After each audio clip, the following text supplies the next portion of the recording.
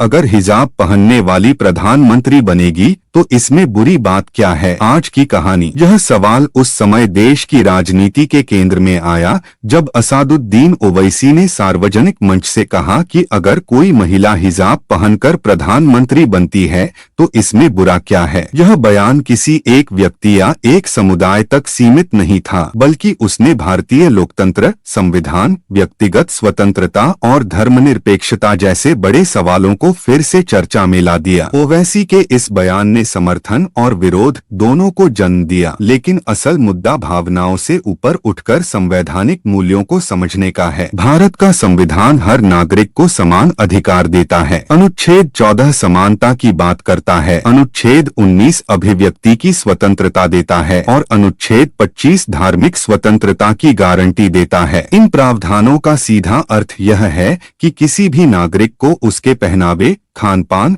आस्था या जीवन शैली के आधार पर सार्वजनिक जीवन से बाहर नहीं किया जा सकता। यदि कोई महिला लोकतांत्रिक प्रक्रिया के माध्यम से चुनी जाती है और वह हिजाब पहनती है तो उसका पहनावा उसकी योग्यता, नियत या संवैधानिक जिम्मेदारियों को कम नहीं करता। ओवैसी का तर्क यही है कि हिजाब कोई बाधा नहीं बल्कि व्यक्तिगत पसंद का विषय है। उनका कहना रहा है कि भारत में सिख पगड़ी पहनते हैं, हिंदू महिलाएं बिंदी और सिंदूर लगाती हैं, ईसाई पादरी विशिष्ट परिधान पहनते हैं, तो फिर मुस्लिम महिला के हिजाब को ही समस्या क्यों बनाया जाता है। सवाल यह नहीं होना चाहिए कि वह क्या पहनती है, सवाल यह होना चाहिए कि वह देश के लिए क्या करती है। इस बयान के बाद राजनीति में दो धाराएं साफ दिखीं। एक धारा ने इसे महिला सशक्तिकरण और अल्पसंख्यक अधिकारों के समर्थन के रूप में देखा, दूसरी धारा ने इसे धर्म का राजनीतिकरण कहकर खारिज करने की कोशिश की। लेकिन अगर गहराई से देखा जाए तो ओवैसी का बयान किसी धर्म को सत्ता में बैठाने की बात नहीं करता, बल्कि यह कहता है कि लोकतंत्र में किसी को केवल उसकी पहचान के कारण रोका नहीं जा सकता। भारत का इतिहास बताता है कि नेतृत्व का मूल्यांकन हमेशा कार्य, दृष्टि और निर्णयों से हुआ है, न कि वेशभूषा से। देश ने ऐसे प्रधानमंत्री देखे हैं जो साधारण धोती कुर्ता पहनते थे, ऐसे भी जो सूट बूट में नजर आते थे। किसी ने टोपी पहनी, किसी ने पगड़ी, किसी ने सिर खुला रखा। कभी यह मुद्दा नहीं बना कि कौन क्या पहनता है, क्योंकि लोकतंत्र में पद का सम्मान व्यक्ति की नीतियों और फैसलों से जुड़ा होता है। ओवैसी के बयान का एक और पहलू महिला स्वतंत्रता से जुड़ा है। उनका कहना है कि अगर कोई महिला अपनी मर्जी से हिजाब पहनती है तो यह उसकी स्वतंत्रता का हिस्सा है। समस्या तब होती है जब समाज या सत्ता किसी महिला को यह बताने लगे कि उसे क्या पहनना चाहिए और क्या नहीं। असल लड़ाई महिलाओं की पसंद की आजादी की है, चाहे वह हिजाब पहनने की हो या न पहनने की। इस बहस में अक्सर यह तर्क दिया जाता है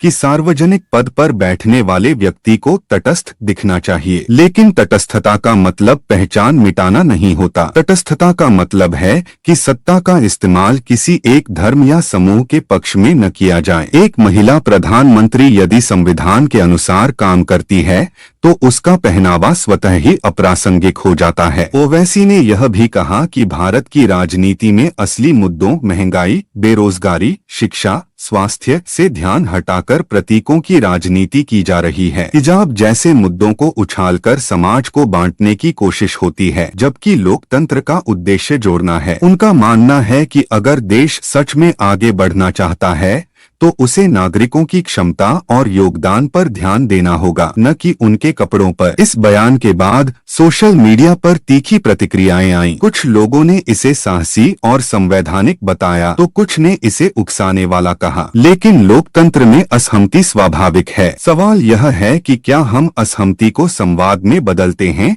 या नफरत में। ओवैसी का बयान कम से कम यह अवसर देता है कि हम संविधान की मूल भावना पर दोबारा विचार करें। भारत जैसे विविधतापूर्ण देश में लोकतंत्र तभी मजबूत होता है जब हर नागरिक खुद को सत्ता की संरचना में प्रतिनिधित्व करता हुआ महसूस करे। यदि किसी समुदाय की महिलाएं यह महसूस करें कि उनकी पहचान उन्हें नेतृत्व से वंचित कर देगी तो यह लोकतंत्र की हार होगी। ओवैसी का बयान इसी चिंता की ओर इशारा करता है। अंततः प्रधानमंत्री का पद किसी धर्म, जाति या पहनावे का नहीं, बल्कि संविधान का होता है। जो भी इस पद पर बैठे वह भारत के हर नागरिक का प्रतिनिधि होता है। अगर वह महिला है और हिजाब पहनती है तो यह उसकी निजी पहचान है, न कि उसकी सार्वजनिक योग्यता का मापदंड। बुरी बात तब होती जब लोकतंत्र किसी को उसकी पहचान के कारण आगे बढ़ने से रोकता। इस पूरे बयान और बहस का सार यही है कि भारत का लोकतंत्र समावेशी है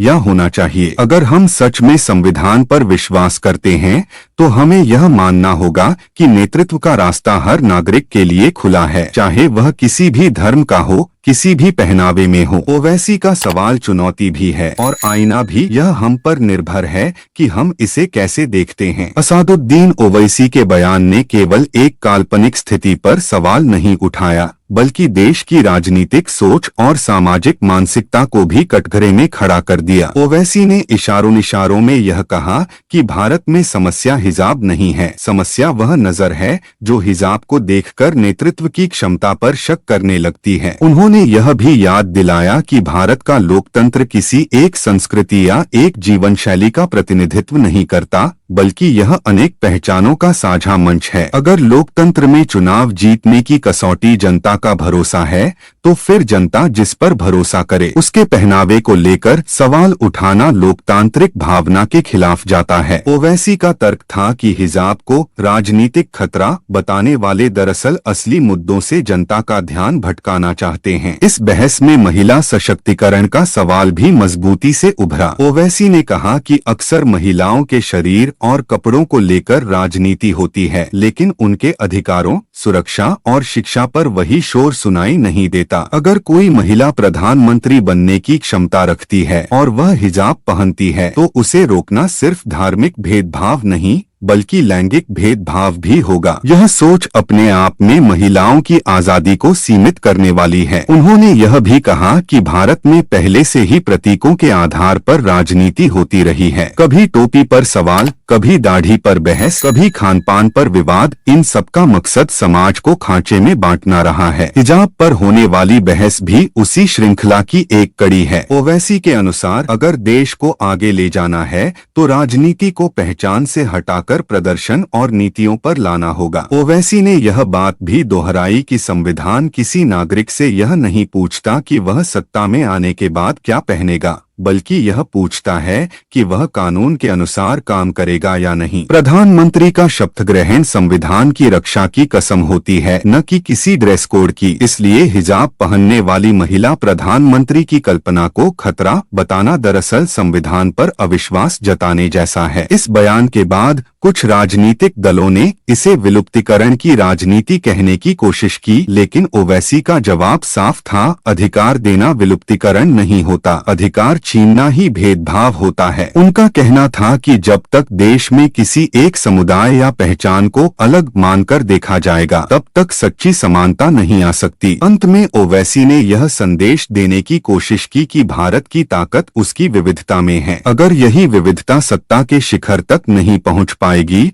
तो लोकतंत्र केवल कागजों में सीमित रह जाएगा। उनका सवाल सीधा था, अगर एक महिला प्रधानमंत्री बन सकती है तो फिर हिजाब ही क्यों अड़चन बने। असली अड़चन सोच की है और जब तक सोच नहीं बदलेगी तब तक ऐसे सवाल बार बार उठते रहेंगे और इसी मोड़ से आगे बढ़ते हुए ओवैसी ने यह भी साफ किया कि यह बहस केवल आज की राजनीति तक सीमित नहीं है बल्कि आने वाली पीढ़ियों की सोच को भी प्रभावित करेगी। उनका कहना था कि अगर आज हम यह तय करने लगेंगे कि कौन प्रधानमंत्री बनने लायक है और कौन नहीं, सिर्फ उसके पहनावे के आधार पर, तो कल यही कसौटी शिक्षा, भाषा और रहन-सहन तक फैल जाएगी जो लोकतंत्र को धीरे धीरे संकुचित कर देगी। असदुद्दीन ओवैसी ने यह तर्क रखा कि भारत की युवा पीढ़ी दुनिया के साथ कदम से कदम मिलाकर चल रही है, लेकिन देश की राजनीति बार बार पुराने डर और आशंकाओं में उलझा दी जाती है। उन्होंने कहा कि आज दुनिया के कई लोकतांत्रिक देशों में महिलाएं अलग अलग सांस्कृतिक पहचान के साथ शीर्ष पदों पर पहुंची हैं और वहां नेतृत्व को उनके कपड़ों से नहीं, उनके फैसलों से आंका गया है। अगर भारत खुद को एक परिपक्व लोकतंत्र मानता है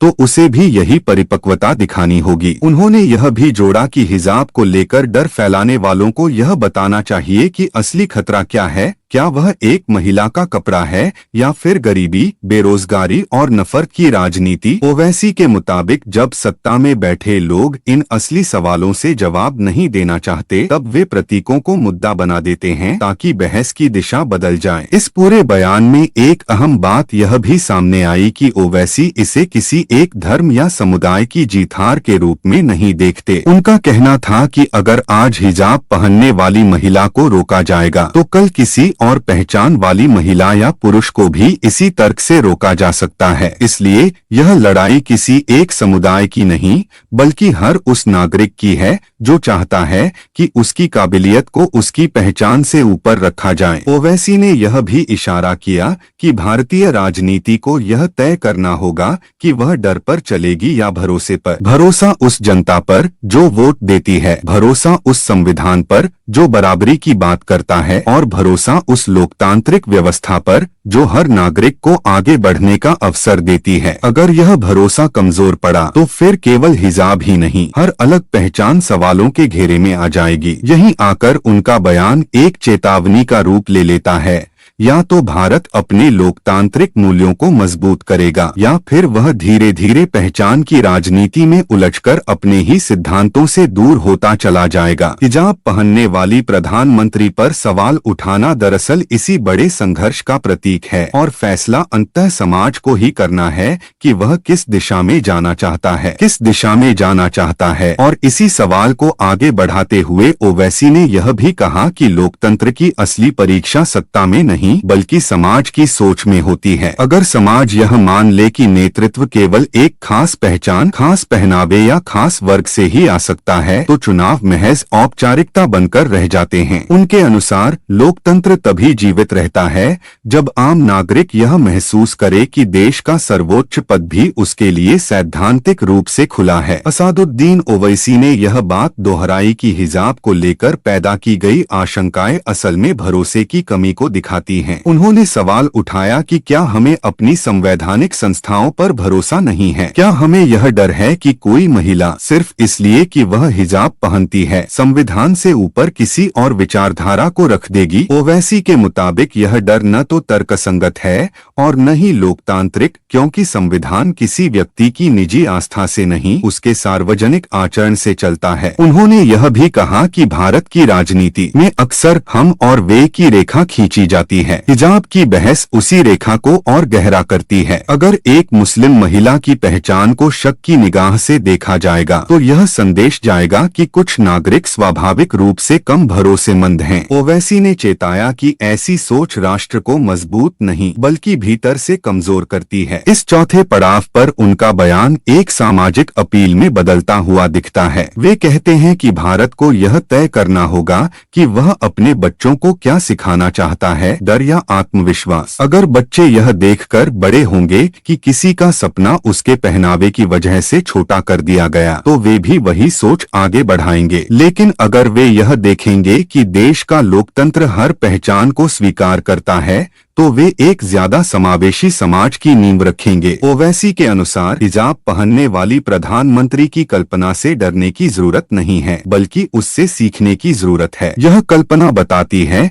कि लोकतंत्र कितना लचीला और व्यापक हो सकता है। यह उस भारत की तस्वीर है जहां नागरिक की पहचान उसकी काबिलियत के रास्ते में दीवार नहीं बनती। अंततः इस पूरे विमर्श में ओवैसी यह रेखांकित करते हैं कि सवाल हिजाब का नहीं, सवाल बराबरी का है। अगर बराबरी सिर्फ कागजों में रहेगी और व्यवहार में नहीं उतरेगी तो लोकतंत्र अधूरा रह जाएगा। इसलिए यह बहस किसी एक बयान पर खत्म नहीं होती बल्कि यह समाज से यह जवाब मांगती है कि वह अपने लोकतांत्रिक आदर्शों को कितनी ईमानदारी से जीना चाहता है।